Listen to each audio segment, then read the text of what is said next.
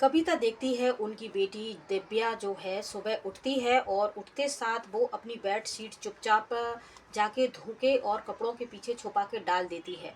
कविता के मन में तरह तरह के ख्याल आ रहे थे और उसको टेंशन भी हो रही थी अपनी बेटी के फ्यूचर को लेके।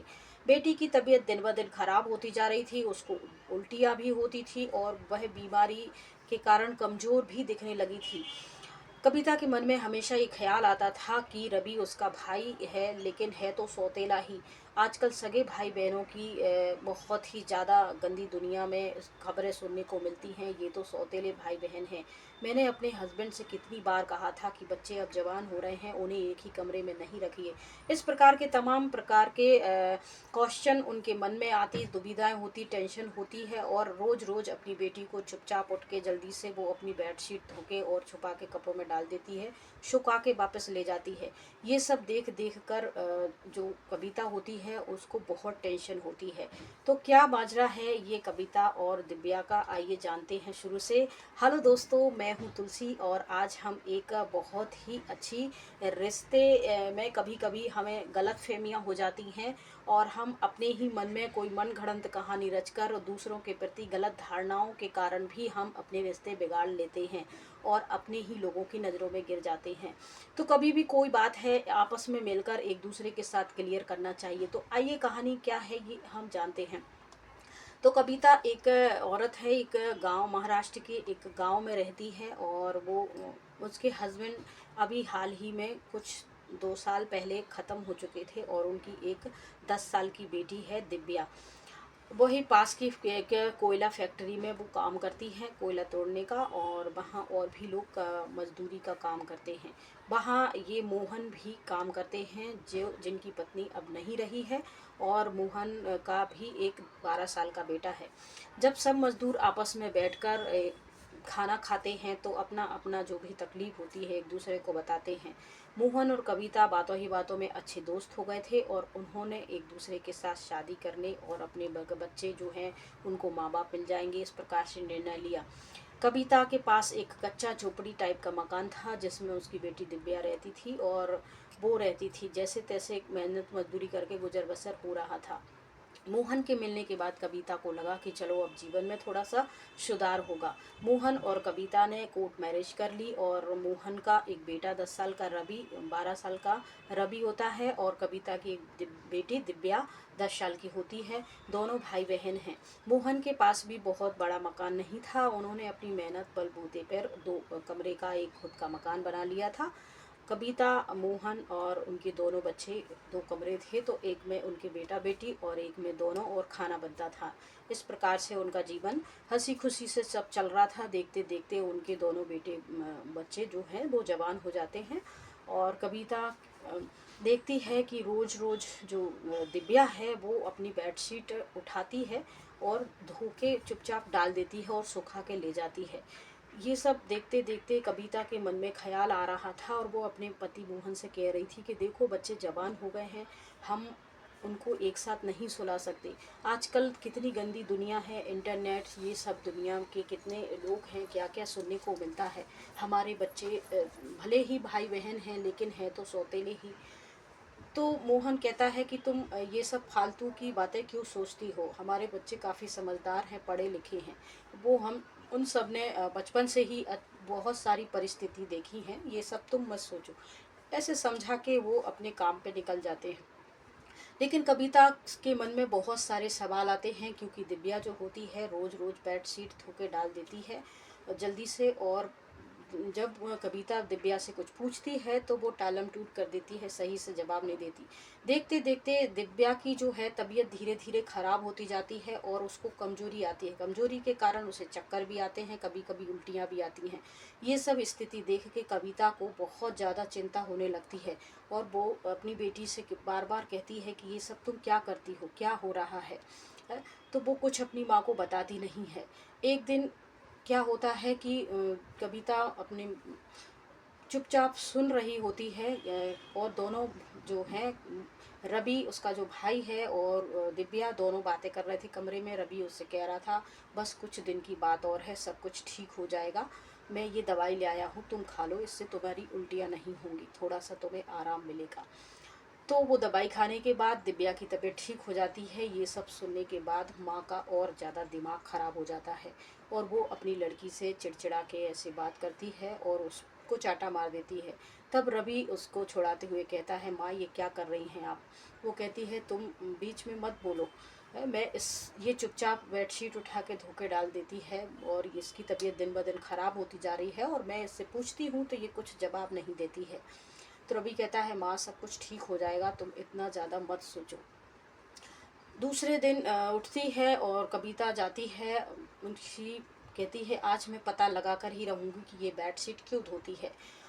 जाके उनके बेडशीट जब दिव्या बाथरूम में फ्रेश होने के लिए जाती है तो वो उनकी माँ होती है, जल्दी उठ के उनकी बेडशीट उठा के ले आती है और बेडशीट को देखकर उनके जो है आंखें खुली की खुली रह जाती है कि ये क्या है, इसमें क्या है ऐसा जो दिव्या रोज रोज धो के डाल देती थी और जल्दी से सुखा के उठा ले आती थी। वो उस सारी बेडशीट को बहुत अच्छे से देखती हैं, लेकिन उस बेडशीट में उन्हें कुछ भी दिखाई नहीं देता। छोटे छोटे से कुछ रुए टाइप के रहते हैं। वो देखती है आश्चर्य से और अपने मन में सोचती है कि ये रुए किस चीज़ के हैं।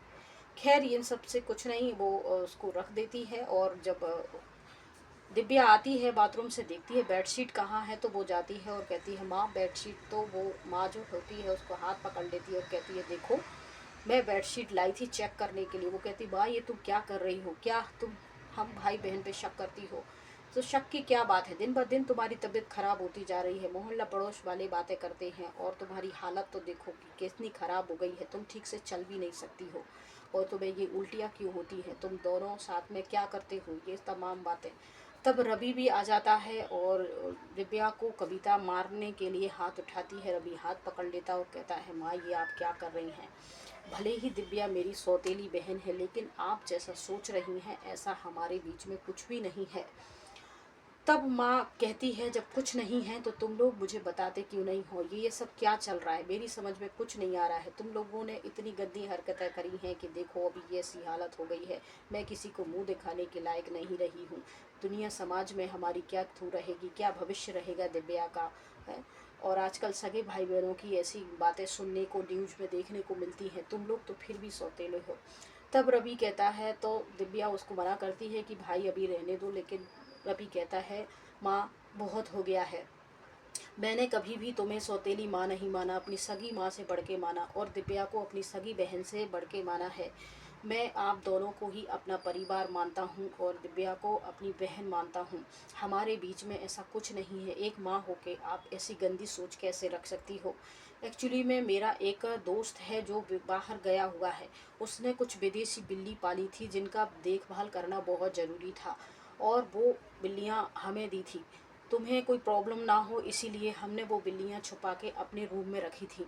हम रात में उनको अपने बिस्तर में रखते थे, जिस वजह से दिव्या को उन बिल्लियों से एलर्जी होती थी और इसको छींक उल्टी होती थी और वो एलर्जी की दवाइयाँ ले आके मैं दिव्या को दे देता था खाने के लिए ताकि इसको एलर्जी ना हो।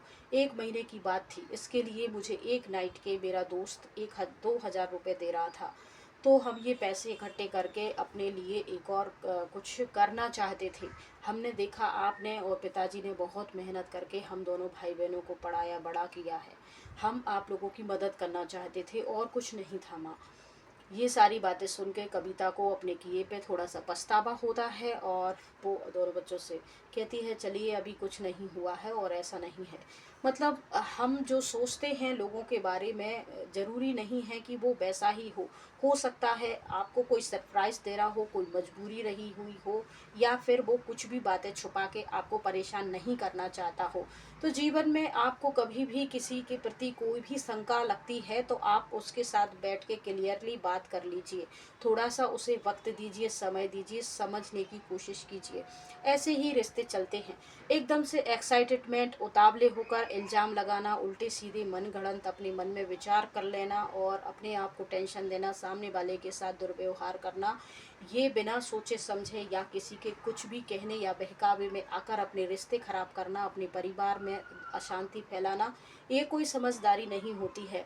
हमेशा कोई भी बात होती है एक तो दोनों पक्षों को बैठ के क्लियर करनी चाहिए और ध्यान इस बात का रखिए कि आपके बीच में जो भी बातचीत हो रही है या जो भी प्रॉब्लम्स है, आपकी जिस भी व्यक्ति से प्रॉब्लम्स है, आप उससे ही कुछ समय निकाल के बात करने की कोशिश कीजिए।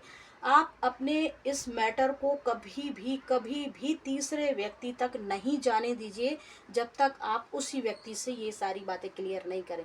आप एक बात याद रखिए, आपका करघा कितना भी कोई करीबी हो, अगर आप दो व्यक्तियों के बीच का मैटर तीसरे तक जाएगा तो आपका मैटर सुलझेगा नहीं, उलझेगा ही।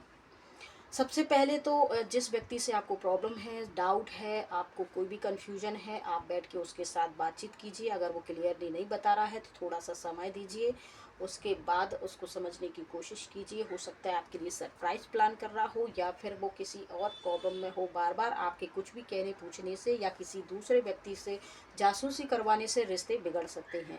तो सतर्कता, सावधानी और समझदारी ही हमारे रिश्ते, घर परिवार को बचा सकते हैं, और कोई दूसरा तीसरा व्यक्ति नहीं बचाएगा। तो हमारे कहने का मतलब यही है कि खुश रहिए, मिलजुल के रहिए, जो भी आपकी प्रॉब्लम्स हैं उसको अपने आप ही सुलझाइए, सॉर्ट आउट कीजिए। और फिर हम हैं ही आपकी मदद के लिए। आपके मन में किसी प्रकार का कोई भी क्वेश्चन है अपने परिवार रिश्ते से रिलेटिव, तो आप हमसे कर सकते हैं। जय हिंद, जय भारत।